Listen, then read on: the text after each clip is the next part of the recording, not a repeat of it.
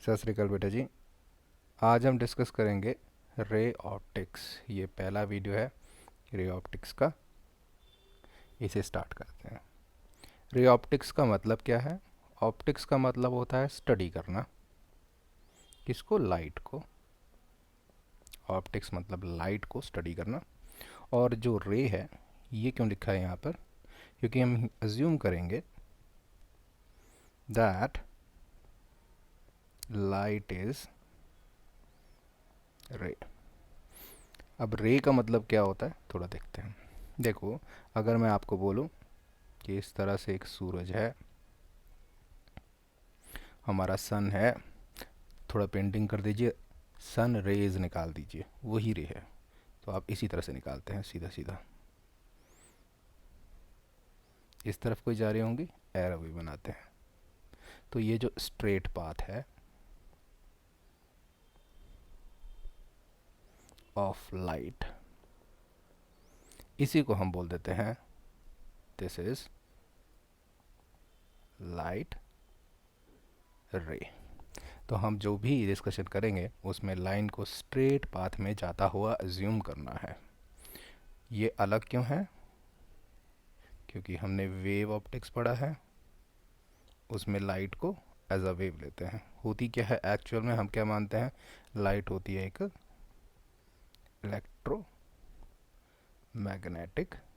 Wave. But there are different studies जहाँ पर light को एज अ वेव माना गया, लाइट को एज अ इलेक्ट्रोमैग्नेटिक वेव माना गया, और यहाँ पर इस चैप्टर में हम लाइट को एज अ लाइट रे मानेंगे, स्ट्रेट पाथ में जाती हुई।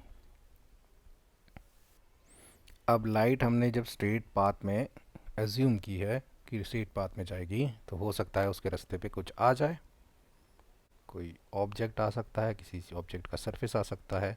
तो अब ये कैसे बिहेव करेगा, ये हमें स्टडी करना होगा। This is our first topic, जिसे हम बोलते हैं रिफ्लेक्शन ऑफ लाइट। इसमें क्या होने वाला है? लाइट अपने ही मीडियम में वापस आ जाएगी। मान लीजिए ये एयर है ना, तो यहाँ से टकरा के से वापस आना है। कैसे आएगी? थोड़े से इसके कानून हम सीखेंगे। बट अगर रिफ्लेक्शन को डिफाइन करना है तो इस तरह से कर सकते हैं। Light traveling in a medium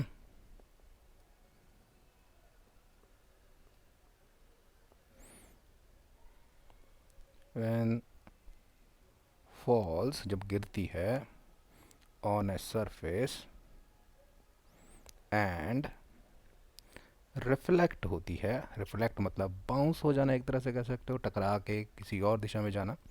reflect back in the same medium.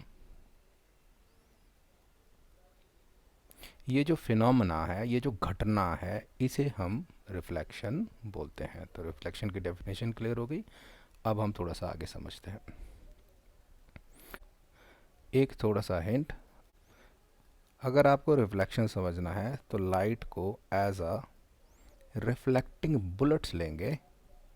Reflecting bullets, बंदूक की गोली जो रिफ्लेक्ट हो, जो टकरा के सरफेस से रिफ्लेक्ट हो जाए। अगर आप इस तरह से एज्यूम करेंगे तो आपको समझने में आसानी होगी। जिस तरह से बुलेट सीधी जाती है, उसी तरह से इमेजिन कर सकते हैं लाइट को। राइट, अब मान सकते हैं इस तरह का सरफेस होता तो यहाँ बुलेट टकरा के यहाँ जा सकती थी। राइट, मान लिया। तो रिफ्लेक्टिंग बुलेट करके हम हिंट ले सकते हैं थोड़ा सा, जिससे हमें समझने में थोड़ी आसानी हो, क्योंकि लाइट दिखती नहीं है पर बुलेट्स का अंदाज़ा है हमें किस तरह से जाती है, तो हमारी अंडरस्टैंडिंग जो होगी वो अच्छी होगी। थोड़ी सी थ्योरी कर लेते हैं। देखिए, जो लाइट आ रही होगी, जो इंसिडेंट कर रही होगी, उसे हम उसी नाम से बोलेंगे, इंसिडेंट रे। ये रहा हमारा सरफेस, और इस रे को, ये जो टकरा के चली जाएगी, रिफ्लेक्ट होके चली जाएगी, इसे बोलेंगे रिफ्लेक्टेड रे। जो ये पॉइंट है जहाँ पर ये हमारी रे, इंसिडेंट रे आके टकराती है, उस पॉइंट को भी एक स्पेशल नाम दे देते हैं।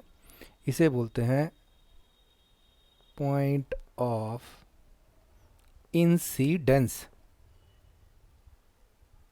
जहाँ पे इंसिडेंट लाइट पड़ती है वहाँ पे हम बोलते हैं वो है हमारा पॉइंट ऑफ इंसिडेंट।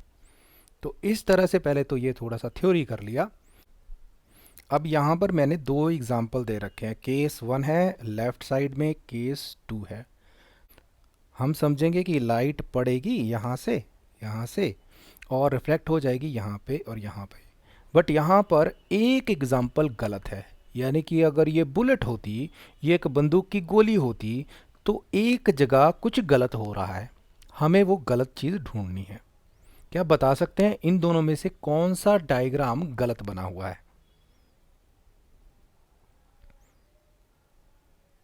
गैस कीजिए। ओके, ये पता लगाने के लिए, क्योंकि लगभग सिमिलर लग रहे हैं डायग्राम, हम यूज करते हैं नॉर्मल की। We draw normal. नॉर्मल एक फैंसी वर्ड है 90 डिग्री के लिए, परपेंडिकुलर के लिए।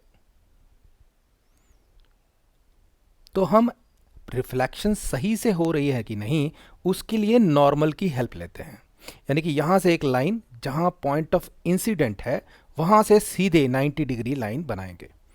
वो कुछ इस तरह से हम ड्रॉ कर सकते हैं। ये कहाँ से है? देखिए ये बन रहा है 90 degree. What is this? This is our normal.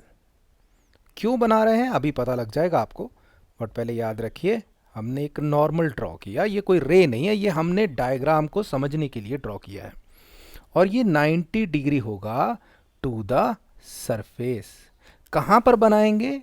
We draw at, repeat कीजिए क्या है ये, पॉइंट ऑफ इंसिडेंस। जहाँ पे इंसिडेंट रे पड़ रही है वहाँ पे हम नॉर्मल ड्रॉ कर लेंगे। जैसे ही हम नॉर्मल ड्रॉ करते हैं आपको इन दोनों में से एक अलग दिखना शुरू हो जाएगा। देखिए, क्या आप पहचान पाए कहाँ गलती हो रही है? थोड़े से आपको ट्रायंगल जैसी चीज़ें दिखनी शुरू हो जानी चाहिए। ये ट्रायंगल देख रहे हैं और ये ट्रायंगल देख रहे हैं, दोनों लगभग बराबर हैं, एक जैसे हैं। यहाँ पर देखिए ये ट्रायंगल और ये थोड़ा बड़ा नहीं बन रहा है कंपैरिजन में, तो फ़र्क दिखना शुरू हो जाएगा। यानी कि ये एंगल छोटा है और ये एंगल बड़ा है, ऐसा रिफ्लेक्शन में नहीं होगा। जिस तरह से आप बॉल गिराएंगे वो टकरा के ऐसे नहीं चली जाएगी, वो क्या करेगी, वो समान एंगल बनाएगी। अब याद रखिए किस चीज़ के साथ? नॉर्मल के साथ। इस एंगल को अगर आई बोलते हैं और इस एंगल को आर बोलते हैं, हम बोल सकते हैं angle I is not equal to, नहीं है किसके बराबर? Angle of R. What is this angle I? This is angle of incidence. What is this? R क्यों लिखा? ये होगा एंगल ऑफ रिफ्लेक्शन। जितने एंगल से हमारी बुलेट आनी है उतने ही एंगल से ये रिफ्लेक्ट भी होगी। हम ऐसा मानेंगे, हम सरफेस को ऐसा मानेंगे। यहाँ पर जो केस 1 है, यहाँ पर हम कह सकते हैं angle of incidence is equal to angle of reflection. And by the way ये हो गया हमारा लॉ ऑफ रिफ्लेक्शन। इसमें एक ही चीज़ों का ध्यान दिया कि एंगल जो लेंगे वो हमेशा नॉर्मल के साथ लिए जाते हैं। हम नॉर्मल के साथ एंगल की हमेशा सहायता लेंगे। हमारा ध्यान इन एंगल्स पे नहीं जाना चाहिए, इस एंगल पर नहीं जाना चाहिए। हमारा ध्यान जाना चाहिए कि अगर हम नॉर्मल ड्रॉ कर दें सरफेस से तो ये एंगल और ये एंगल बराबर हैं क्या? अगर वो बराबर हैं तो हमारा लॉ ऑफ रिफ्लेक्शन जो है वो फॉलो हो रहा है। इसे लिख भी सकते हैं, what law of reflection says, कि किसी भी सरफेस पे अगर कोई लाइट रे पड़ती है तो एंगल ऑफ इंसिडेंस, और बता सकते हैं ब्रैकेट में क्या है, it is the angle of incident ray with normal will be equal to angle of reflected ray with normal will be equal. इसे हम बोलते हैं लॉ ऑफ रिफ्लेक्शन।